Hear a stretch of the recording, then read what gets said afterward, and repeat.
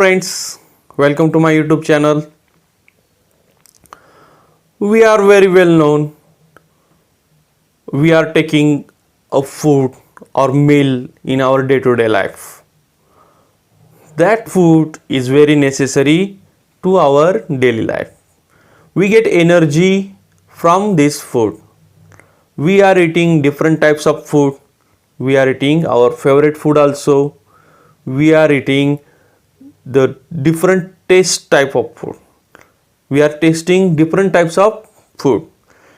So why this food is necessary to our body, and from these food materials we get a what we get from it, we get nutrition from it. By taking our diet properly and we are getting a balanced diet from it, we get a proper nutrition to our body. So in this video we are looking that how the nutrition and diet is formed in our daily life and what is the role of different nutrients in our daily life. So student, let's start it. Can you recall which are the various groups of foodstuffs? There are different types of foodstuffs. There are cereals, vegetables, fruits, pulses. These are the different groups of foodstuffs. Name one you see in the picture. In this picture you can see fish, chicken, fruits and vegetables, milk and milk products, oil, ghee. These are the cereals, vegetables. These different types of food we take from our in our daily life. Which main constituent of food do we get from it? Which constituent we get from it? We get a protein from fish and chicken and eggs, milk, and we get a fat from oil substance, ghee. We are getting vitamins and minerals from fruits and vegetables. From cereals we get carbohydrates. From vegetables we get vitamins and minerals from it. Here living things take food and water and use them for a variety of purposes such as सजीव अन्न व पाणी यांचे ग्रहण का करतो? कारण की त्यांना टू ऑब्टेन एनर्जी ऑब्टेन करण्यासाठी, ऊर्जा मिळवण्यासाठी, ग्रोथ ऑफ बॉडी, स्वतःच्या शरीराची वाढ घडवून आणण्यासाठी, to carry out day to day functions of the body. दैनंदिन जीवनामध्ये जे काही डिफरंट फंक्शन्स आहेत ते फंक्शन्स पूर्ण करण्यासाठी मानवाला काय लागते? अन्नाची गरज लागते. To fight diseases. In our daily life we are expose to soil, air and water. From that sources there is a chance to infect from the different types of bacteria, viruses. To fight with these diseases, these microorganisms, we have to consume a diet. आपण diet घेणे खूप गरजेचं आहे. Nutrients and foodstuffs. There are 6 main nutrients in our food. 6 main काय आहेत? Nutrients आहेत. त्या अगोदर आपण न्यूट्रिएंट्स म्हणजे काय, न्यूट्रिशन म्हणजे काय समजून घेऊयात. In living things the process of taking in food and water and using it for growth and other purpose is called nutrition. दैनंदिन जीवनामध्ये सजीवांनी घेतलेले फूड आणि वॉटर, दैनंदिन जीवनामध्ये सजीव काय करतो? अन्न व पाणी यांचे ग्रहण करतो आणि त्यांचे ग्रहण करून त्याचे जे विविध डिफरंट पर्पज आहेत बघा, हे जे डिफरंट पर्पज आहेत ते पर्पज तो काय करतो? पूर्ण करून घेतो. त्याला म्हणतात न्यूट्रिशन, त्याला म्हणायचं पोषण. And the constituents of food useful for this purpose are called nutrients. आणि ते न्यूट्रिशन घेतल्यानंतर आपल्याला जे डिफरंट न्यूट्रिएंट्स मिळतात, जे डिफरंट काय मिळतात? न्यूट्रिएंट्स मिळतात ते आपण इथं बघूयात. ते कोणते nutrients? Carbohydrate, fat, protein, fibre, vitamin and mineral हे डिफरंट न्यूट्रिएंट्स त्या न्यूट्रिशनपासून आपल्याला भेटत असतात. न्यूट्रिएंट म्हणजे काय तर अन्न घटक. These nutrients are present in the different food item we eat in differing proportion. विविध अन्नपदार्थामधून विविध प्रकारचे अन्न घटक मिळत असतात. Let us learn more about some of them. म्हणजे हे न्यूट्रिएंट्स आपण आता काय करूया डिटेलमध्ये खाली पाहूया. Nutrients and food stuffs. त्यामधील पहिले बघा एनर्जी गिव्हिंग न्यूट्रिएंट्स. म्हणजे शरीराला जे ऊर्जा पुरवतात असे न्यूट्रिएंट्स कोणता? पहिला आहे तो कार्बोहायड्रेट आहे. Our main need is of energy. सगळ्यात महत्त्वाची गोष्ट काय आहे आपल्यासाठी? ऊर्जा हा घटक आहे. It is fulfilled by carbohydrate. आपल्या शरीराची जी काही ऊर्जेची गरज आहे ती ऊर्जेची गरज कोण पूर्ण करतो? कार्बोहायड्रेट पूर्ण करतो. Hence our diet includes a large proportion of cereals in the form of rice, chapati, roti, bhakri and bread. We are eating different types of food. चपाती, भाकरी, राईस ह्या सर्व अन्नपदार्थापासून आपल्याला काय मिळते? कार्बोहायड्रेट जास्त प्रमाणात काय मिळतो? आपल्याला कार्बोहायड्रेट हा जास्त प्रमाणातून मिळतो. सिरियल्स आर आवर स्टॅपल फूड. तृणधान्ये हे आपल्या अन्नस्त्रोतामधील सर्वात मुख्य स्रोत आहे. ह्याच्याशिवाय आपले अन्न किंवा आपलं जे डाएट आहे, आपलं जे जेवण आहे ते पूर्णच होऊ शकत नाही. Fats. Some part of our energy requirement is also fulfilled by fatty food such as oil, ghee and butter. काही प्रमाणात जी काही एनर्जी आहे ती एनर्जी आपल्याला फॅटी सबस्टन्स जसे की ऑइल, घी, बटर यांच्यापासून सुद्धा मिळते. We get energy in the form of heat from the food we get. आपण जे अन्न खातो ते अन्न खाल्ल्यानंतर आपल्या स्टमकमध्ये ॲसिमिलेशन ही प्रोसेस होते. ॲसिमिलेशन प्रोसेसमार्फत जी काही अन्नपदार्थामार्फत जी काही एनर्जी प्रोड्यूस होते किंवा हीट प्रोड्यूस होते त्या हीटपासून सुद्धा आपल्याला काय होते? भरपूर प्रमाणात एनर्जी प्राप्त होत असते. Heat is measured in kilo calories. We are very well known that heat is measured in kilo calories. So energy is also measured in kilo calories.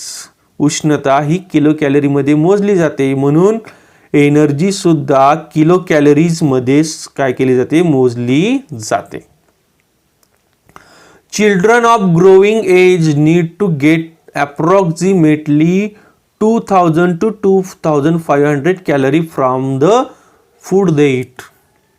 वाढत्या वयाची जी मुलं आहेत त्या वाढत्या वयाच्या मुलांसाठी डेली 2000 ते 2500 कॅलरी एवढी एनर्जी मिळणे गरजेचे असते. त्या प्रमाणात त्यांनी डाएट घेणे खूप महत्त्वाचे आहे. तुम्ही सुद्धा या प्रमाणातच डाएट घेतले पाहिजे. त्यामुळे काय होईल? तुमच्या बॉडीचे जे काही डिफरंट पर्पजेस आहेत ते डिफरंट पर्पज काय होतील? पूर्ण होतील. Proteins. We need protein for the growth. आपल्या शरीराची योग्य वाढ होण्यासाठी, आपल्या शरीराला योग्य असा आकार येण्यासाठी, आपली बॉडी अट्रॅक्टिव्ह दिसण्यासाठी प्रोटीनची खूप मोठी गरज आहे. Repairing where and tear of the body. म्हणजे दैनंदिन जीवनामध्ये आपल्या बॉडीमध्ये काही डिफरंट प्रोसेस घडून येतात. सर्क्युलेटरी प्रोसेस आहे, नर्वस प्रोसेस आहे, किंवा डायजेशन ही प्रोसेस आहे. या प्रोसेस घडत असताना आपल्या बॉडीची काय होते? झीज होते. सेल्सचा यूज होतो, टिश्यूजचा यूज होतो. मग ते सर्व जे झीज आहे ती झीज भरून काढण्यासाठी प्रोटीनची आवश्यकता आहे. We get protein from sprout, milk, chicken, eggs, some dry fruit. असे डिफरंट सोर्सेस पासून काय मिळते? आपल्याला प्रोटीनचा आपल्या पूर्णपणे पुरवठा होतो. प्रोटीन जास्त प्रमाणात घेणे हे सुद्धा काय आहे? खूप धोकादायक आहे. जेवढी आपल्या शरीराची गरज आहे तेवढीच आपण काय केली पाहिजे, प्रोटीन्स घेतले पाहिजे. आणि मॅक्झिमम जे प्रोटीन्स आहेत ते नॅचरली भेटले पाहिजेत याची आपण काळजी घेतली पाहिजे. पॅकेज्ड किंवा रेडीमेड प्रोटीन घेणे हे काय आहे, आपल्या शरीरासाठी खूप धोकादायक आहे. मिनरल्स अँड विटॅमिन्स, जीवनसत्वे आणि खनिजे, to improve body's resistance to disease for other life processes. म्हणजे दैनंदिन जीवनामध्ये आपण जगत असताना आपल्याला काय केली पाहिजे, आपल्या बॉडीची रेजिस्टिव्हिटी पॉवर वाढली पाहिजे. ती रेजिस्टिव्हिटी पॉवर कशामुळे वाढते, ज्यावेळेस आपण विटॅमिन्स आणि मिनरल्स आणि फायबर्स यांचा डाएटमध्ये समावेश करतो त्यावेळेसच ती वाढली जाते. We obtain these nutrients mainly from vegetables and fruits. हे जे काही विटॅमिन्स आणि मिनरल्स आहेत ते आपल्याला मॅक्झिमम व्हेजिटेबल्स आणि फ्रूट्स खाल्ल्यामुळेच प्राप्त होते, इतर कोणत्या सोर्सेसपासून प्राप्त होत नाही. We require vitamins and minerals in small quantities. जशी प्रोटीन, फॅट्स, कार्बोहायड्रेट यांची क्वांटिटी कशी आहे, जास्त आहे. तसेच विटॅमिन आणि मिनरल हे आपल्याला स्मॉल क्वांटिटीमध्येच लागतात. But their deficiency can lead to various diseases. परंतु हे जर आपल्याला कमी प्रमाणात आपल्या शरीरामध्ये जर कमी प्रमाणात आपल्याला प्राप्त झाले तर त्यांच्यापासून आपल्याला वेगवेगळे डिसीज होण्याची शक्यता आहे. Late us learn more about it. म्हणजे बघूयात आपण खाली कोणकोणते डिसीज, कोणकोणत्या सोर्सेसपासून कोणते विटॅमिन आणि मिनरल मिळत आहेत, त्यांचे कार्य काय होतंय आणि न घेतल्यामुळे त्यांच्यापासून आपल्याला डिफिशियन्सी काय होते ते बघूयात. खाली हा टेबल दिसतोय की ज्या टेबलमध्ये आपल्याला काय दिलेली आहे, ही माहिती प्रोव्हाइड केलेली आहे. मिनरलच्या बाबतीत अगोदर बघू. आयर्न बघा, इथं मिनरलची नाव दिलेली आहेत. Iron, calcium and phosphorus, iodine, sodium and potassium. हे मिनरल्स घेतल्यामुळे बघा प्रत्येक मिनरलचं एक सर्टन असं फंक्शन आहे.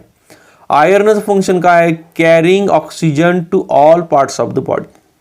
रेस्पिरेशन, ब्रिथिंग प्रोसेस थ्रू आपण जे काही ऑक्सिजन घेत आहोत ते ऑक्सिजन आपल्या पूर्ण बॉडीपर्यंत, आपल्या बॉडीमधील प्रत्येक सेलपर्यंत पोहोचणे खूप आवश्यक आहे. मग त्यासाठी आपल्या बॉडीमध्ये हिमोग्लोबिन नावाचा प्रोटीन आहे. त्या हिमोग्लोबिन ह्या प्रोटीनमध्ये आयर्न नावाचा मिनरल असणे खूप गरजेचं आहे.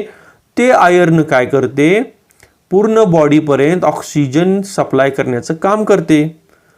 काय खाल्लं तर आपल्याला आयर्न मिळेल, मीठ, स्पिनाच, ॲपल, रेजिन्स, मनुके, मटण, पालक भाजी, ॲपल्स हे खाल्ल्यामुळे आपल्याला काय होतील, चांगल्या प्रकारचं आयर्न मिळेल. आणि जर नाही खाल्ले, यांचा सोर्सेस जर कमी पडला तर ॲनिमिया, ब्लड कॅन्सर सारखा आजार आपल्याला काय होऊ शकतो, होण्याची शक्यता असते. Calcium and phosphorus strengthen bones and teeth. Calcium आणि फॉस्फरसचं काम काय आहे की आपले जे टीथ आहेत ते एकदम मजबूत राहतात, हाडे सुद्धा कशी राहतात, बळकट राहतात. सोर्सेस काय, milk and milk products, green leafy vegetable, मीठ, हे सर्व काय आहेत त्यांचे सोर्सेस आहेत. डिफिशियन्सी काय होणार, बॅड टीथ, टीथचा आकार व्यवस्थित न राहणे, ब्रिटल अँड वीक बोन्स, हाडे काय होणे, ठिसूळ होणे, हाडे कमकुवत असणे, एखादी दुर्घटना झाली तर काय होणे, हाडांमध्ये ब्रेकेज येणे, क्रॅक येणे, ह्यांसारखे डिफिशियन्सी ह्या मिनरलच्या कमतरतेमुळे होऊ शकते. आयोडीन बघा, control growth, speed up chemical reaction in body. आपल्या बॉडीमध्ये डिफरंट हार्मोन्स आहेत, ते हार्मोन्स योग्य असं काम करत असतात. त्यामध्ये काही ग्रोथ हार्मोन्स आहेत की जे आपल्या बॉडीची योग्य काळामध्ये, योग्य वयामध्ये योग्य अशी ग्रोथ घडवून आणतात. ती ग्रोथ व्यवस्थित घडण्यासाठी काय पाहिजे, आयोडीनची आपल्या शरीरामध्ये योग्य ते प्रमाण पाहिजे. त्यासोबतच आयोडीन काय करते, आपल्या बॉडीमध्ये जे काही केमिकल रिॲक्शन्स होत आहेत, जसं की काय होणे, नर्वस सिस्टीममध्ये काय होणे, मेसेजेस पाठवणे. म्हणजे आपल्या बॉडीमध्ये सुद्धा काय केले जातात, मेसेजेस पाठवले जातात. ते मेसेजेस फास्टरित्या पाठवण्यासाठी, केमिकल रिॲक्शन घडून येण्यासाठी आयोडीन खूप महत्त्वाचं आहे. सोर्सेस काय आहेत बघूयात. रेजिन्स मनुके, beans, fish, sea food, different sea food आहेत बघा. प्रॉन्स आहेत, क्रॅब्स आहेत, फिश आहेत. हे सी फूड खाल्ल्यामुळे आयोडीनचे प्रमाण काय होईल आपल्या बॉडीमध्ये चांगल्या प्रकारे होईल. गॉयटर, जर आयोडीनची कमतरता झाली तर काय होऊ शकतो, आपल्याला एक मानेच्या खाली गाठ येते बघा, त्याला म्हणतात goitre. Sodium and potassium maintains the body water, balance and functioning of the muscle and the nervous system. आपल्या शरीरामध्ये आपल्याला तर माहीत आहे ह्युमन बॉडी जी आहे त्यामध्ये 70% काय आहे, वॉटरचं प्रपोर्शन आहे. 70% पाणी आहे. त्या 70% पाण्यामुळे आपल्या बॉडीचं जे काही फंक्शन्स आहेत, बॉडी फ्लुइड्स आहेत, त्यामुळे आपली बॉडी काय करते, प्रॉपरली फंक्शन करत असते. त्यासोबतच बॉडीचं बॅलन्ससुद्धा राखला जात असतो. ह्यासोबतच मसल्सच्या ज्या ॲक्टिव्हिटी आहेत, नर्वस सिस्टीमच्या ज्या ॲक्टिव्हिटी आहेत, ते काय होते, सोडियम आणि पोटॅशियममुळे योग्य प्रकारे काम करतात. सोर्सेस काय असतील, साल्ट, चीज, लिफी व्हेजिटेबल, फ्रूट्स, पल्सेस, हे काय आहेत, हे योग्य असे सोर्सेस आहेत की ज्यामुळे आपल्याला सोडियम आणि पोटॅशियमचं प्रमाण योग्य प्रमाणात मिळून जाईल. डिफिशियन्सी काय होणार, इन इफिशियन्सी ऑफ मसल्स, स्नायूंचा बळकटपणा कमी होणार, स्नायू काय होतील, कमकुवत होतील, आपल्या शरीराची कार्य करण्याची क्षमता काय होईल, कमी होईल, स्ट्रेंथ काय होईल, कमी होईल. हे सर्व काय होतील, डिफिशियन्सी त्यांच्यामुळे निर्माण होतील. विटॅमिन्स बघूयात.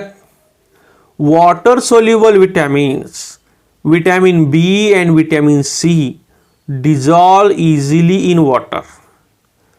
विटॅमिन बी आणि सी हे काय होतात, पाण्यामध्ये चटकन विरघळून जातात. So they are called water soluble vitamins. त्यांना पाण्यामध्ये विरघळणारे जीवनसत्वे असे म्हणतात. They are thrown out of the body through the water in sweat and urine.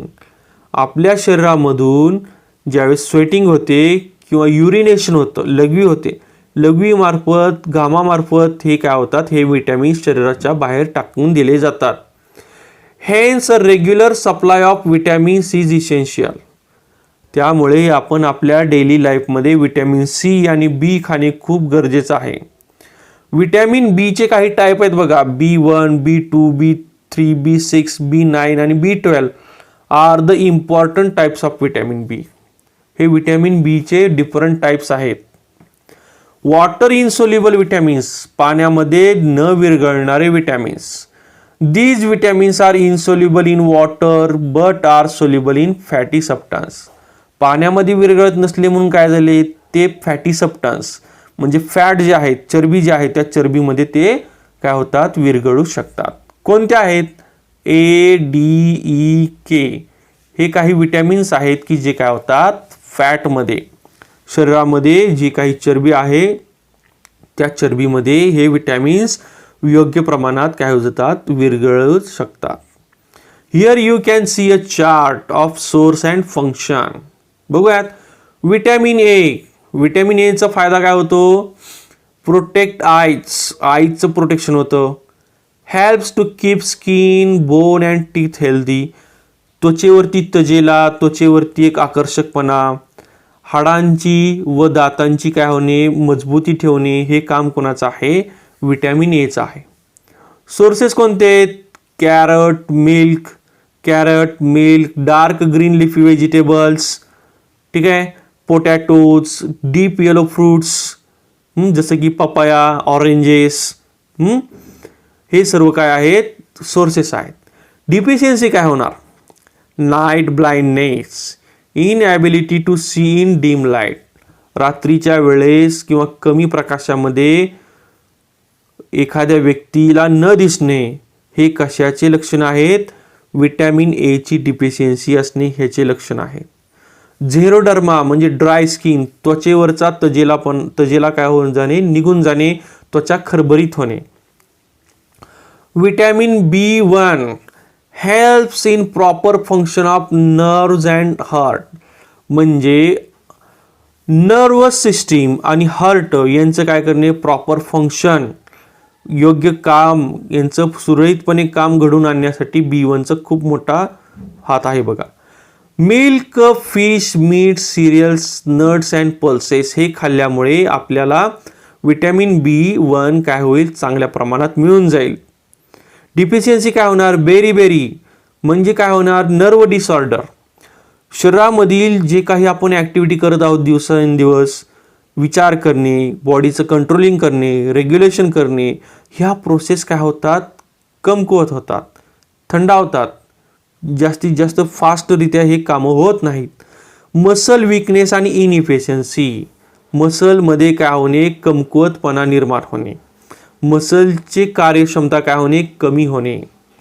Vitamin B9, growth of बॉडीचं योग्य प्रमाणात काय होणे, वाढ होणे, शरीराची वाढ होणे, मेंदूचा विकास होणे, ह्याच्यामध्ये B9चं खूप मोठा रोल आहे.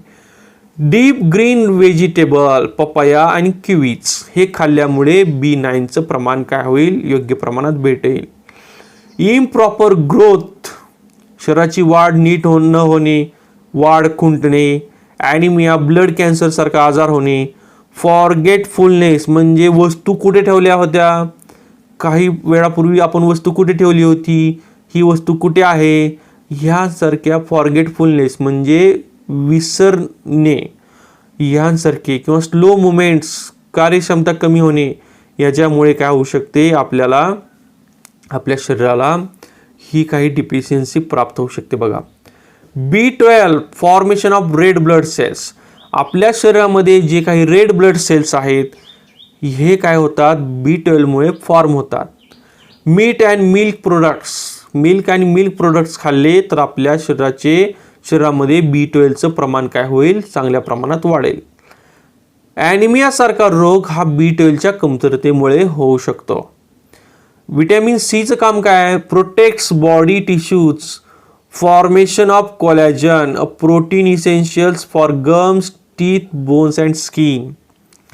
म्हणजे बघा, विटॅमिन Cचं सोर्सेस बघूयात आपण अगोदर.